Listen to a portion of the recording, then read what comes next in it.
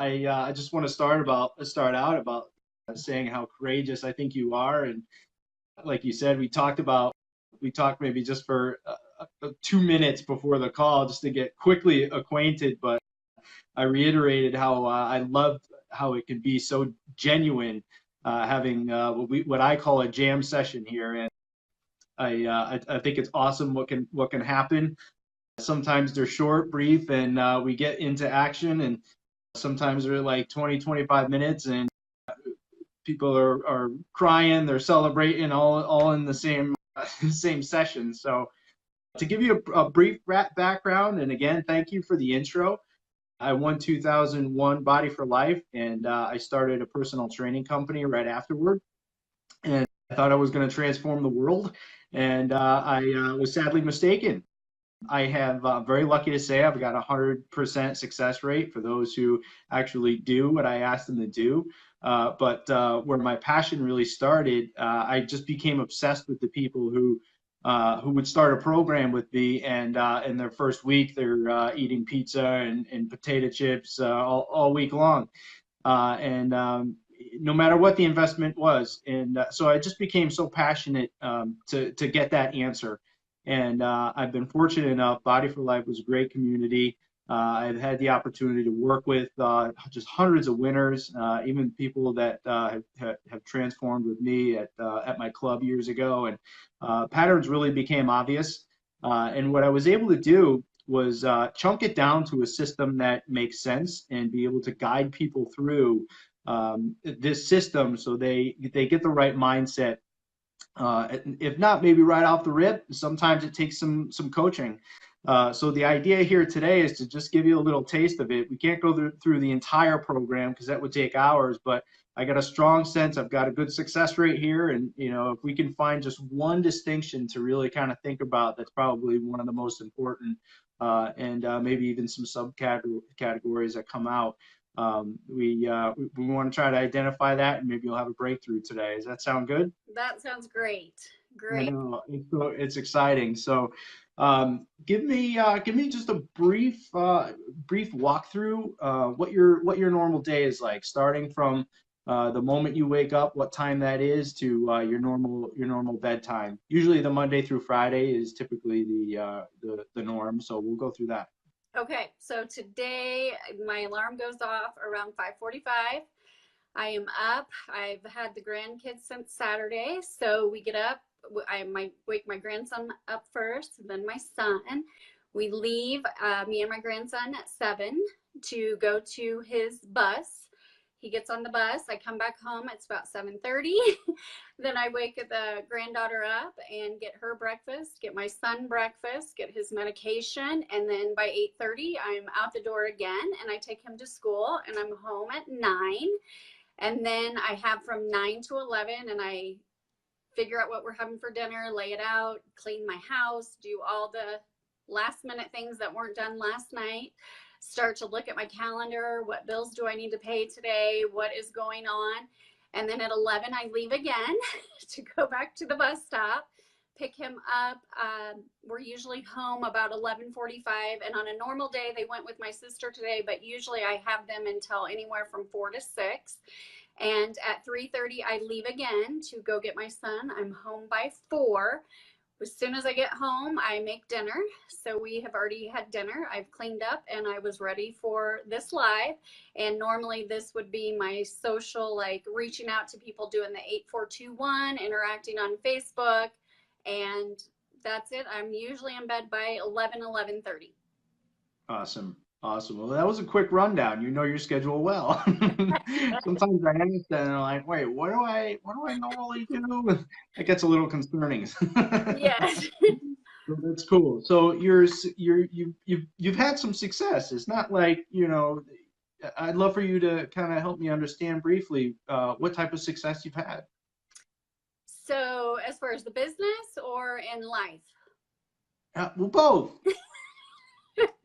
So success in life. Let's see. I graduated as an RN back in 1999. I started in labor and delivery, and throughout 19 years, I've literally worked every unit in every department possible. So I am well-rounded. I used to be specialized in one area and said I know a lot, and now I say I know a little bit about a lot of things, and I can always learn. And what I don't know, I can always look up.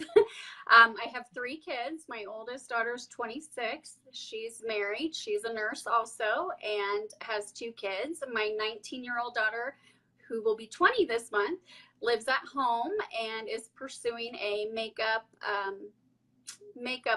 passion. So, and then my 13-year-old lives at home. He's in 8th grade and was recently diagnosed with diabetes it's been a little over 3 weeks. So it's been a really hard roller coaster for the last few weeks for us. And then my grandkids are 5 and 2. And yeah, I come from 6 kids. We're Italian. I'm from Illinois. I've been in Colorado for 10 years. And I never thought I could live on my own. So for over 9 years, I have literally supported all of us, and I have done it. Awesome. Awesome. Tell me about your success with the business and how long you've been in it for. So the business, I started at the end of June. I dug in the first week of July, warm market success right off the bat, and hit coach and maintained coach. And now I'm kind of at a, And that's what I'm sure you flagged me down in a conversation, which I thought was cute as heck, you and a handful of other people. And it was exciting. And so that, tell me more about that. So first, tell me tell me what you want. Like what do you want? What does success look like to you? well, I quit my job in June, and it had nothing to do with this business. But now being at home, I love it. I don't want to go back to work. I don't want to go do 14-hour days. So I need to have this business replace my income and the cost of living out here, which is not cheap. And I think what I'm noticing, is more of the I can't afford it, not now, and especially the closer it's gotten to the holidays, I feel like that's where my lull has come. Okay. That makes sense. It sounds like you're resourceful and you've got a lot of drive. So what's this? What's the hang up? Tell me about it. What does your gut tell you what does your gut tell you that it is? My gut hang up is once I watched one of Danielle's mindset training over money and the negativity and what you grew up with money and lack of and not having, I think that is my pitfall, is my worry, doubt, and lack. Oh, okay. So there's a little bit more to it. So with this J.A.M method, what it means is the 3 major categories. The J in J.A.M is for journey, and you touched on your history. The journey is usually a historical piece that we use to identify ourselves. So that's kind of a trigger for me when you talk about your past. The A is your attitude. What type of empowering versus disempowering mindset or internal conversations and external conversations you have, and you touched on that too. So that's we may want to talk about that a little bit. And the M in J.A.M is method, which you mentioned 842. I assume that you know what you need to do in order to be successful. Is that correct? So method probably isn't something that we want to explore. Your first comment was about your conversation with money and how maybe your history might be involved there. Tell me a little bit more about how you were brought up and what kind of communication had an impact on your beliefs that might be holding you back. I grew up, we were a family of 8. I know my mom did not work for many years. My dad was a truck driver. We had the free cheese, free lunch, never had enough, and it was just, we don't have enough for that. We don't have enough for that. And then you grow up to, as an adult, and well, no, I have to pay my bills. No, it has to go to the bills. And you don't realize that you're, building those thoughts instead of saying, oh, I have money to pay my bills and I'm excited that I have money to pay my bills. It's, oh, I can't do that because I have to pay my bills. Oh, we can't have that. That's too expensive. Is there a sale? Is there a coupon? Is there So it's just the whole mindset on money. And that's what I've really been digging into, I think, for the last 3 weeks. And so lack of, and will my rent get paid? Will these bills get paid? If the business is slowing down, then where does the money come from? Do I have to go back to work? Where am I at? Right, right. And I think some of those questions are legitimate questions you should be asking yourself, or else you'd be irresponsible, and that comes down to resourcefulness, which, like I said earlier, that's a strong point. So I wouldn't take away from that. This is a section of my method, and it's very important for you to stop and think about, which some of them you reiterated. There are certain statements that we adopt from our childhood that has been brought into us from the repetition, and you fired off a ton of them. Now, those have really what tends to happen is that that becomes your identity. It's like a record player. And this happens to everybody. It's like a record player in your head. We were taught, be careful with how you spend, and I can't afford that. And the things that you mentioned, that record player is still playing. So what we need to do is kind of scratch up that record player, or that CD or whatever, and then reinstall a new empowering one. And I think this is what you really need to focus on. And I'm so glad that you kind of knew a little bit beforehand. So this really isn't news to you. You first heard it with one of Danielle's videos, and that was kind of like the catalyst to really start to stop and think about it, which is awesome. So I'm going to challenge you then to reinstall some new empowering statements, and I want you to do that right now. So if we could take one of those statements that's disempowering, if you would reiterate one, we'll start with that. I can't afford that. I can't afford that. Okay, so what we want to do is, and you can do this on your own, we don't have to go through all the statements, but let's use this as an example. Okay, how can we turn that on itself? We need to create an empowering statement where it's gonna be the opposite of what that is. And I'll tell you now, you don't have to believe it yet. That's okay if you don't believe it yet. After replaying it in your mind and you start seeing the difference, you will then convince yourself that what you're saying is true. And because what we seek, we find, whatever beliefs that we reiterate, both in our mind and outside, and like speaking outward to others, will then become our new future. So how can we reinstall a brand new opposite statement that you can adopt? By saying I can't afford that. I can buy that. Yeah, easy enough, right? Like, how simple is this stuff? It's so Right. cool. Right. The difficult part is actually putting it into application, and I saw your hesitation, your physiology kind of change. You're like, I'm not sure if I believe this, but I'm gonna say it. You kind of grit your teeth a little bit there. And that's where your physiology comes in, which is the second piece. We have to be able to start believing this stuff. So the way you do that is when you first hear that in your mind's conversation, or when you actually communicate it verbally so somebody can hear it, you just stop yourself and you reinstall that new thought or that new statement, and you do it in an empowering position. I saw how you kind of slumped over and you grit your teeth and you're like, I know what he wants to say, but Right. that's a disempowering physical state. Okay. Once you got the mind right, the body has to follow. So then the emotion comes out, and you can only do that from an empowering state. Look at me. I'm just like, I'm not even like, I've just put myself in an empowering state. My chest is out, and I'm like confident as heck. And it's kind of my thinking. I'm just acting the part, and I see you kind of doing it too. Does that make sense? Yes. Yes, it Yeah, does. yeah, it's pretty awesome stuff. It's pretty awesome stuff. So, in addition to that, the second challenge I would give you, you didn't talk about any kind of exercise. Do you exercise at all in your normal routines? We do. Sorry. Yes, we do. We're up to about 20 minutes a day, but we need to work up to about 60 minutes a day per the doctor. Awesome, Yeah. awesome. So what do you do? is it like a walk? Is it a little bit of resistance training?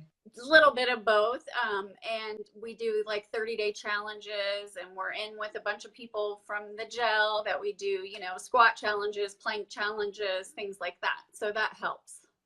Awesome. That's so cool. So when you're exercising and your body's moving some more, you tend to be in a more empowering state. So part of your homework, what I want you to do is to reiterate that new empowering state when you're warming up. Those empowering statements, I want you to repeat in your head. They're like affirmations. They're also called um, um, I can't remember the word, like affirmations. Just keep repeating it with certainty. You know, you could say, I'm happy, I'm happy, I'm happy. But if you're slumped over and you're gritting your teeth, your body's going to be like, bull. So you want to be able to do it, reiterate it in a more empowering position. And you've got some other statements to flip, right? So that's going to be some of your homework too. Does all this stuff make sense? And is it kind of resonating with you where you're like, all right, you're way off the cuff here, or do you feel like this is something that we really gotta work on in order for you to take it to the next level? I definitely have to work on it. Definitely. Awesome. Awesome. And it only comes with practice. And I want to kind of give you a test drive with me being your coach too. I think just focusing on this one thing right now, there may be some other hangups or maybe some other beliefs. And, you know, this, like I said, this J.A.M method has probably a 30 items to really be able to get through. But I really feel like this is something that's most important for you right now.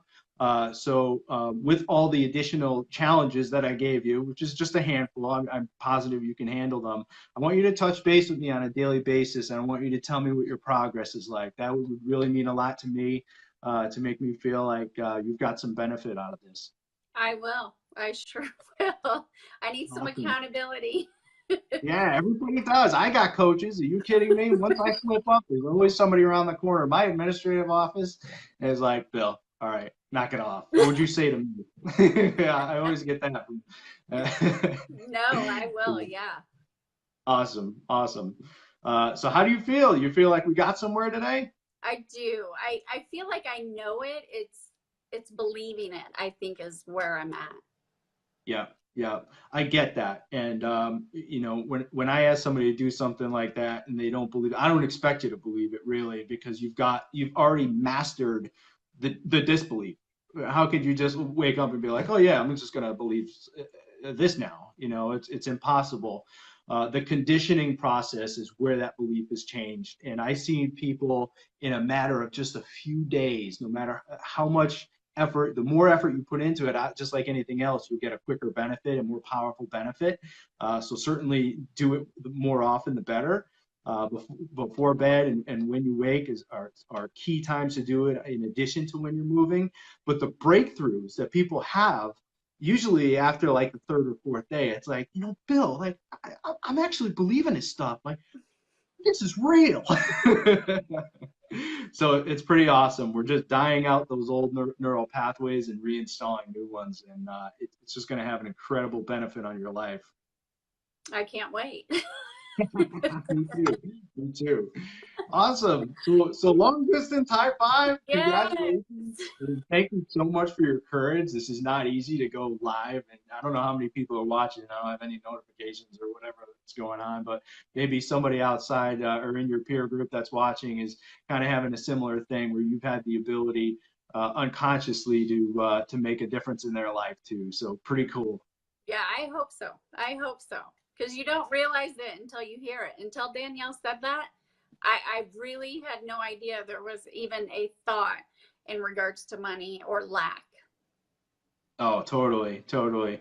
I always ask people in the business, if you want something that somebody else has, you just follow the heck out of them. You know, whenever she's got a video, I would be boom, okay, she's live. I'm dropping whatever I'm doing and listen to it, and I know they've got units to watch, and you know, it doesn't mean you gotta blow up her private messenger.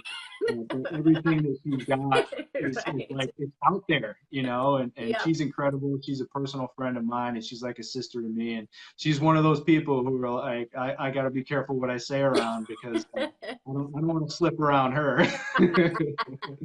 No, I'm from day one, and I'm just like, Bill is friends with her. Okay, I've got to be friends with Bill. Like she only is with good people. Like Yeah. that's just what I've seen, and it's like Yeah. she's successful. I will be successful. I am successful as well, and Yes. I like to align myself with the same successful people. So, Perfect. I love it. I love it. Well, hats off to you, and I look forward to your private messages, and I can't wait to hear some of your successes. all right, thank you. Thank you All for right. doing this. Thanks Yeah, you're very everybody for welcome. watching. Have a great night. Bye.